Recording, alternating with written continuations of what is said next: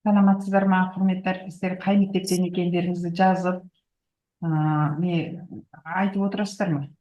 Астына жазып отырасыздар ма? Қай мектептен, қай аудан, бәрін жазып отырсаңыздар.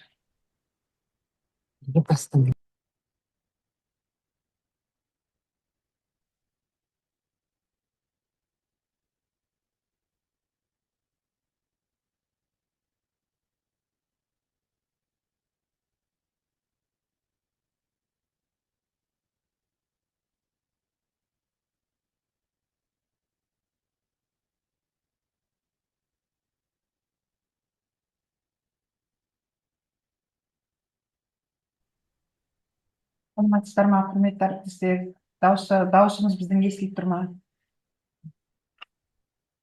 Ал ендеше сабағымызды бастай кетейік. Дауысымыз естіліп тұр ма, айтасыздар ма?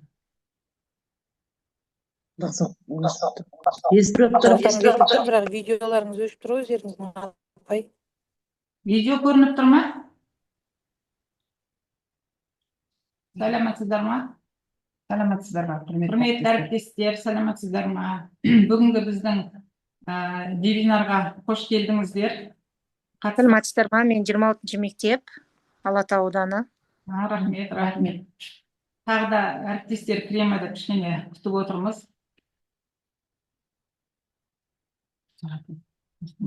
Сіздер өздеріңіздің ат жөндеріңізді астына жазып қойсаңыздар.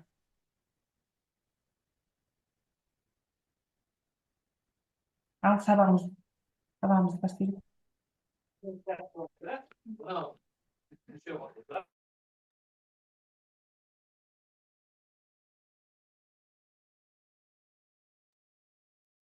Уақытымыз бастап кетті, бастай берейік.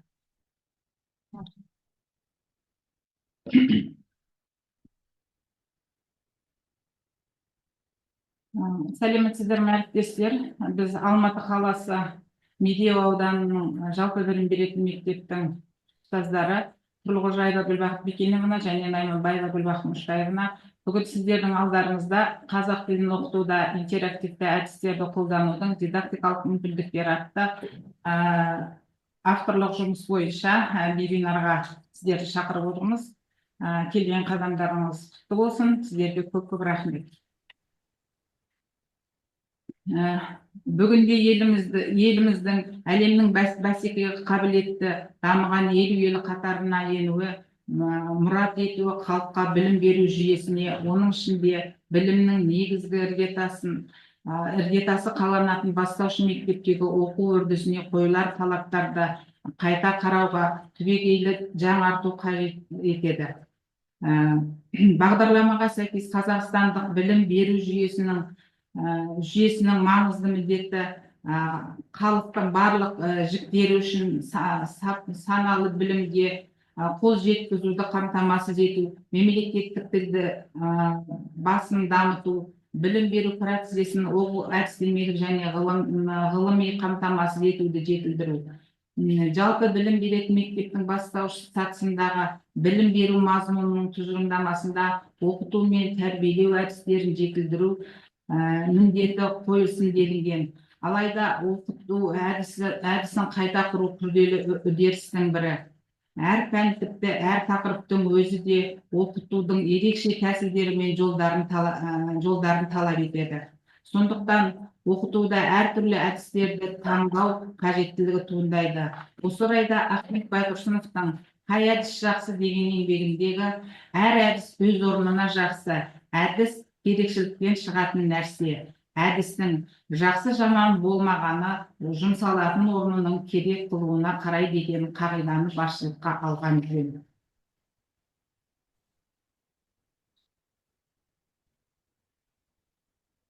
Енді атап өтілген мәселелер мен олардың шешімдерін табудың арасындағы қарама-қайшылық оқу әдістемелік кешенінің тақырыбын қазақ тілін дамытуда интерактивті әдістерді қолданудың дидактикалық мүмкіндіктері деп алуға бірден бір себеп болды.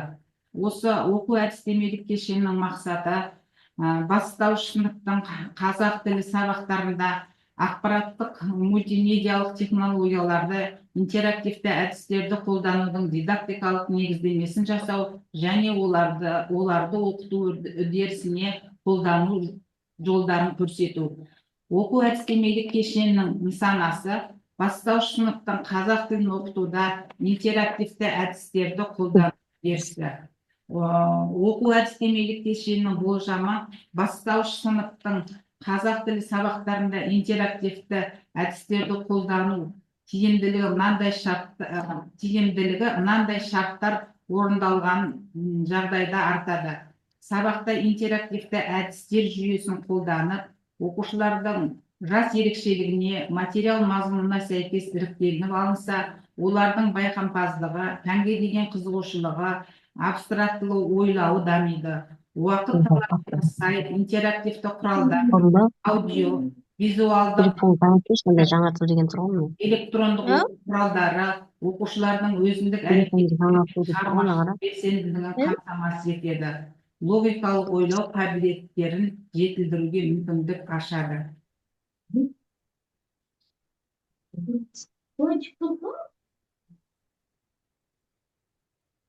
Микрофондарыңызды өшіріп қойсаңыздар. Оқу әдістемелік кешенді зерттеу міндеттері. Білім беру жүйесінде интерактивтік оқыту әдістерін қолдану проблемасының жай-күйін талдау. Бастауыш сыныптағы қазақ тілін оқытуда интерактивтік әдістерді қолдану анықтау. Интерактивті әдіс. Кімде микрофон қосылып тұр? Әріптестер.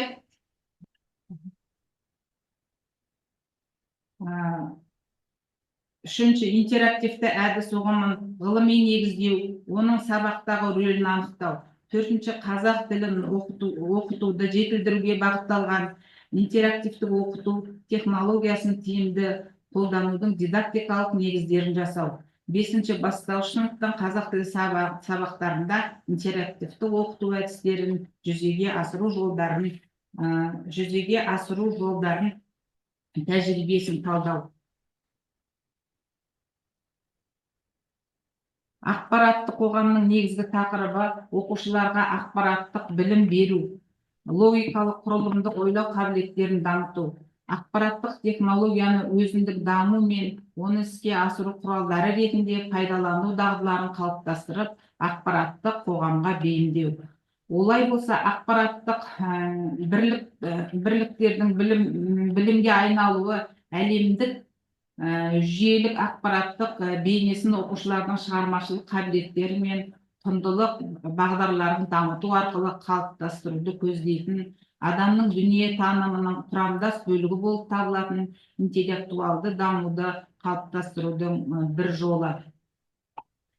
Ақпараттық бірлікті қалыптастыру мектептің материалдық техникалық базасына, ақпараттық қоғам саясатының мақсаты мен міндетіне, оқушылардың ақпараттық мәдениетін қалыптастыру жүйесіне, оқушылардың жас ерекшеліктері мен меңгеру қабілеттеріне, педагог мамандардың информатикадан білім деңгейлерінің сапасы мен шеберлігіне, оқу тәрбие бағытының ақпараттық қоғам бағытымен өзара байланысына тәуелді. Мектепте оқытудың негізгі мақсаттарының бірі оқушылардың ақпараттық мәдениетін қалыптастырудан тұрады. Қазіргі ақпараттық технологияларды қолданудың басты сипаттамасы оқытуды дифференциялау және даралау, сондай-ақ оқушылардың шығармашылық танымдық белсенділігін дамыту мүмкіндігі болып табылады. Ақпараттық технология электрондық есептеуіш техникасымен жұмыс істеуге, оқу барысында компьютерді пайдалануға, модельдеуге, электрондық оқулықтарды, интерактивті құралдарды қолдануға, интернетте жұмыс істеуге, компьютерлік оқыту бағдарламаларына негізделеді. Ақпараттық әдістемелік материалдар коммуникациялық құралдарын пайдалану арқылы білім беруді жетілдіруді көздейді. Ақпараттық коммуникациялық технологиялардың келешек ұрпақтың жан-жақты білім алуына, іскер әрі талантты, шығармашылығы мол, еркін дамуына жол ашатын педагогикалық психологиялық жағдай жасау үшін де тигізер пайдасы аса мол. Оқу үдерісін қазіргі ақпараттық технологиялар негізінде ұйымдастыру үшін көптеген оқу бағдарламалары мен оқу құралдары дайындалды. Десек те, әр мұғалім өз бағдарламасын, оқу және дидактикалық материалдарын өзі дайындайтыны шындық. Мектептегі оқу жүйесінде қолдануға арналған бірқатар компьютерлік бағдарламалар жинақталған.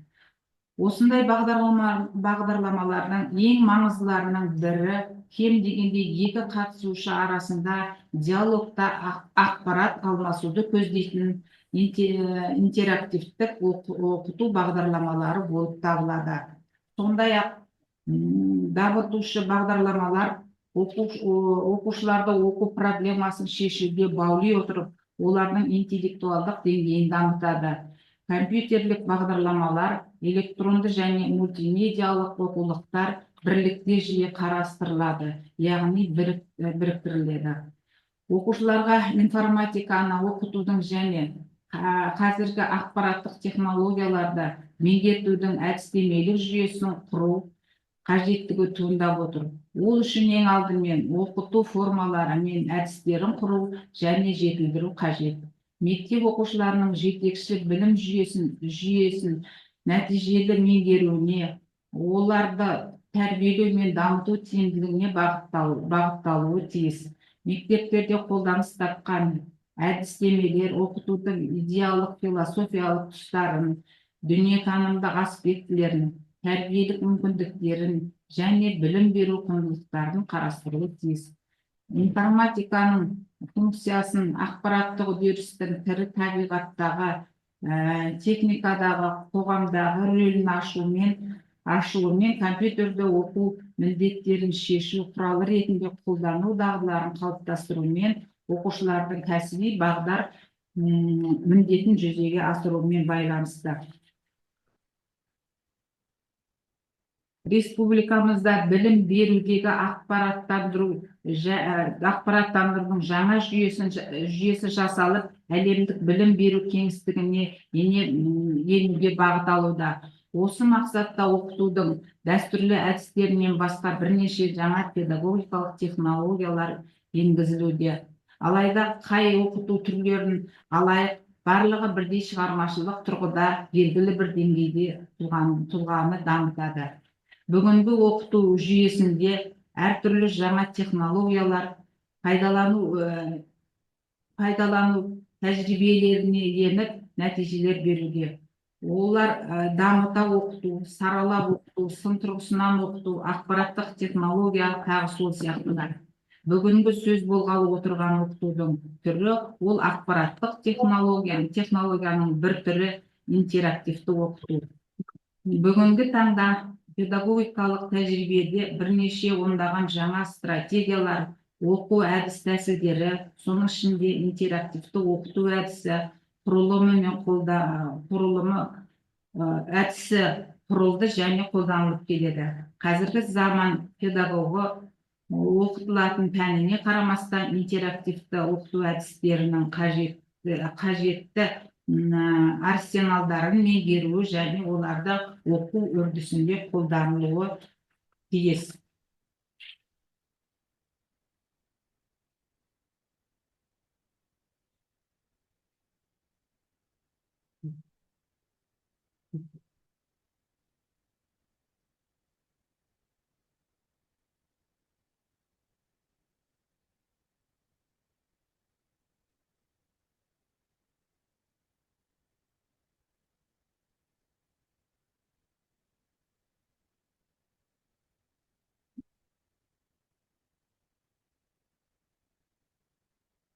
Республикамызда білім беруді ақпараттандырудың жаңа жүйесі жасалып, әлемдік білім беру кеңістігіне енуге бағытталуда.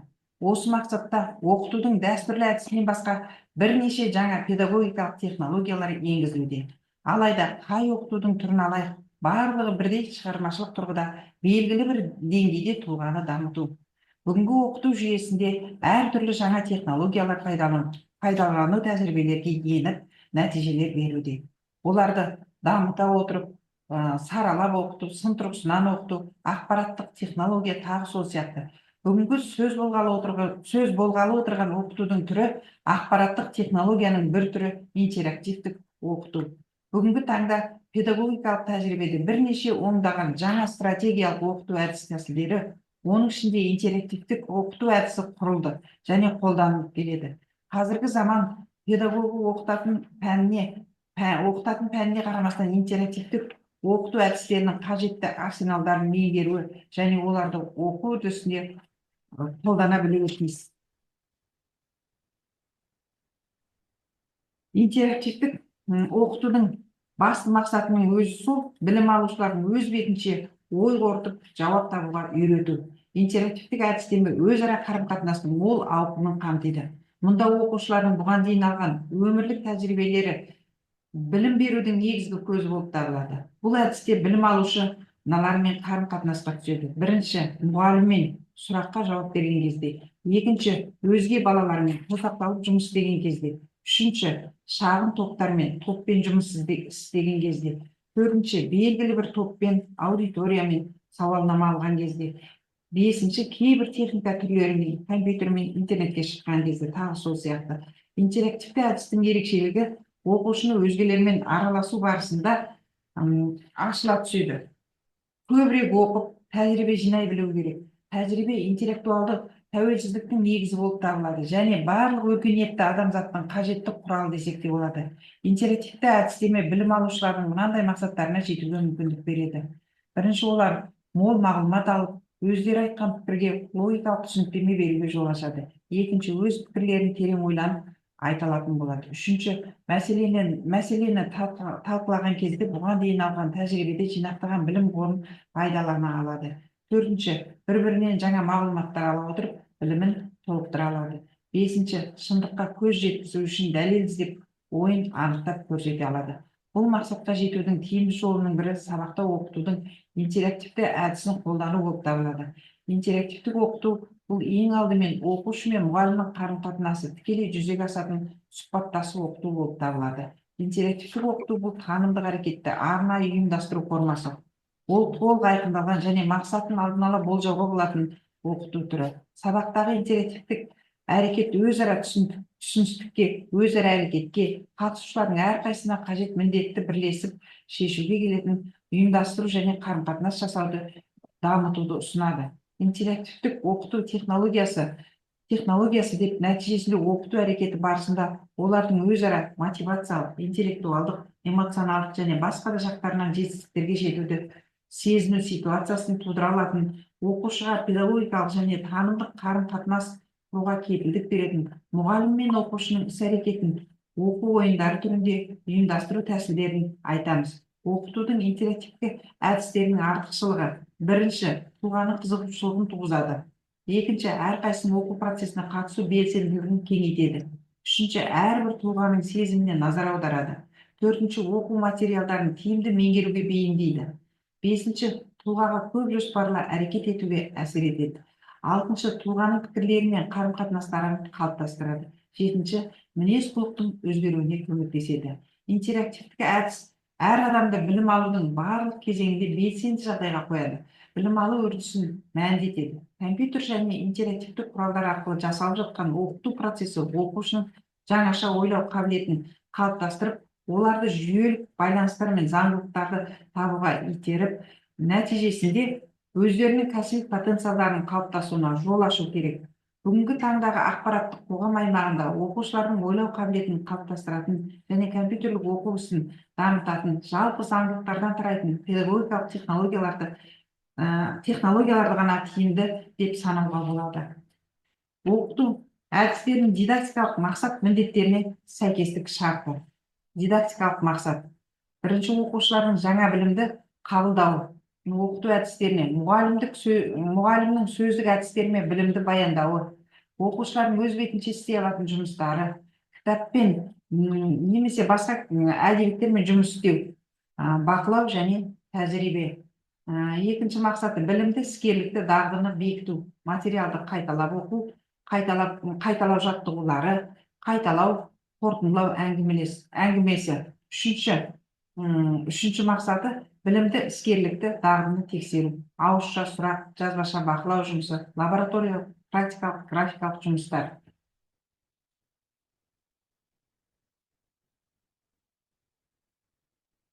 Материал интерактивті тақтаның артықшылықтары мен кемшіліктері де бар екен. Соның ішінде материал сипаты. Бірінші, интерактивтік тақта стандартты тақталарға немесе экранды проекторларға қарағанда әлдеқайда қымбат тұрады.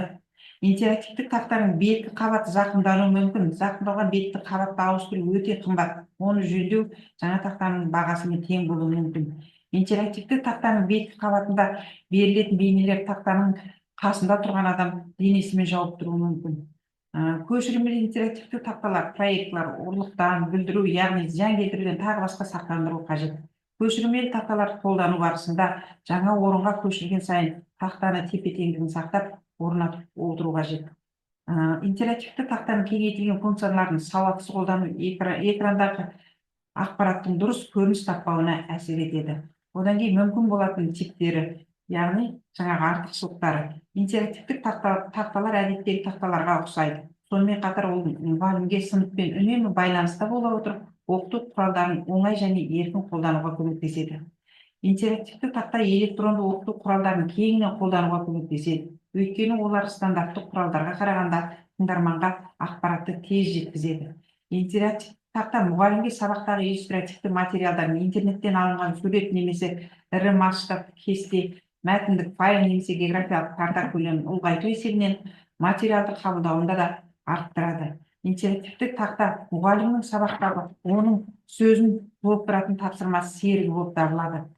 Интерактивті тақталар аудиторияларға нақты бейіндей материалдарды отырып түсіндіру барысында әдістемелік материалдарға қандай да бір кемшіліктер туралы сабақ үстінде түзетуге мүмкіндік береді.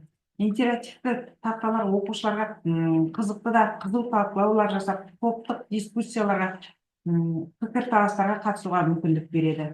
Енді соңғысы, интерактивті тақталар оқушыларға ортақ жұмысты орындауға, мұғалімнің ұсынған тапсырмаларына орай ортақ шешім қабылдауға мүмкіндік береді. Интерактивті тақталар оқушыларға ақпаратты тез қабылдауға көмектеседі.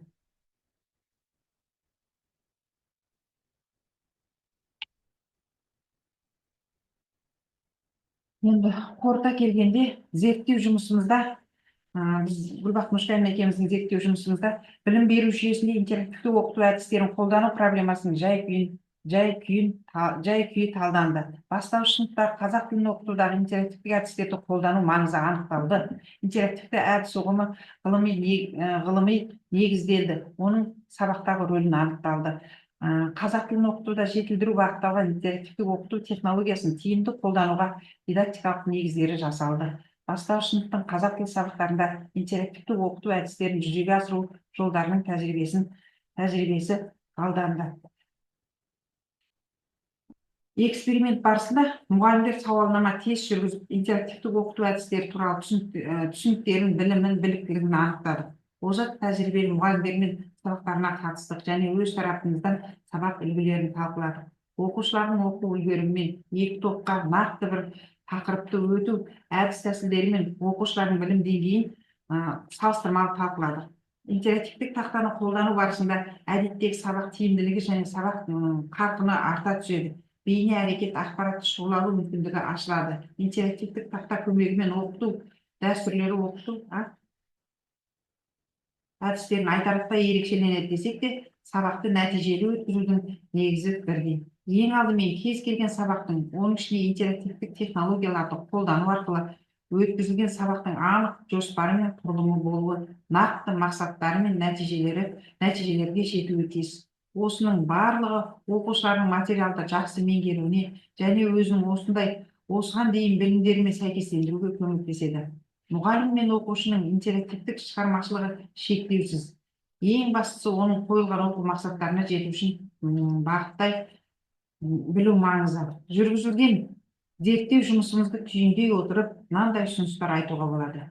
Бастауыш сыныпты денсаулықты сақтай отырып, білім беру үрдісін практикалық тұрғыдан жетілдіру қажет. Екінші, зерттеу нәтижесінде алынған материалдарды бастауыш сынып оқушыларын оқытуда жетекші нұсқау ретінде ұсынуға болады. интерактивдік әдісті және актіні қолдана отырып қазақ тілі сабағын жүйелі өткізу оқушылардың шығармашылық қабілетін дамыту міндеттерін ойдағыдай шешеді деген түйін жасауға мүмкіндік береді. Сонымен бастауыш сынып оқушыларын оқытуда интерактивті әдістерді тиімді қолдану жолдары ғылыми теориялық және педагогикалық тұрғыдан айқындалып негізделеді.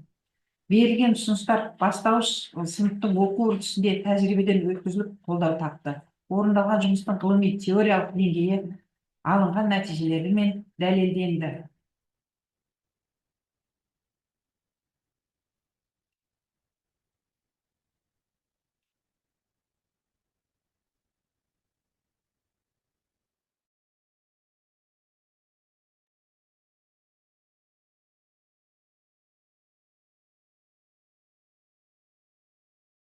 Ал құрметті әріптестер, бағанадан бері интерактивтік тақта туралы қалай қолдану керек екенін, қандай мақсаттары бар екенін, қандай міндеттері бар екенін Гүлбақыт Мұшқайына екеуміз айтып жеткіздік деп ойлаймын. Енді сіздер өздеріңіздің ой пікірлеріңізді айтып көрсеңіздер.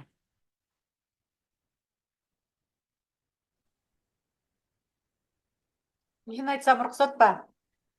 Иә, сіз қай мектеп? 24-ші лицей Алмалы ауданы. Айта беріңіз. Атыңыз, аты жөніңіз? Найманбаева Бақытгүл Мошқайына.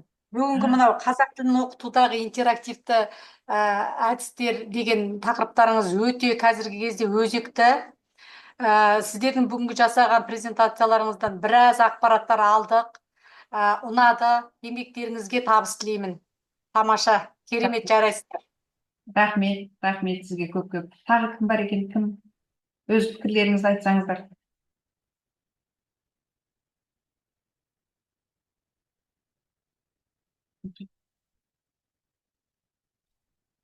Онда қатысқандарыңызға көп-көп рахмет. Пікірлеріңіз болса, астына жазсаңыздар болады. Назарларыңызға көп-көп рахмет.